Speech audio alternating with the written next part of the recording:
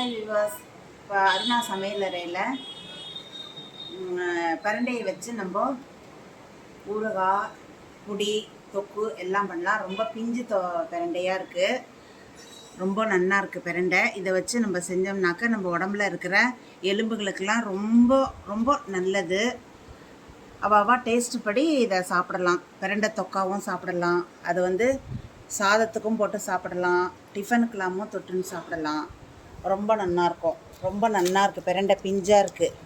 நான் எதிர்பார்த்தபடி இருக்குது, பிஞ்சாக கிடச்சிது எனக்கு. எல்லோரும் கேட்டுருக்கீங்க, அதுக்கு தகுந்த மாதிரி நான் பண்ணி தரேன். வாங்கி எப்படி இருக்குன்னு கமெண்டில் சொல்லுங்கள்.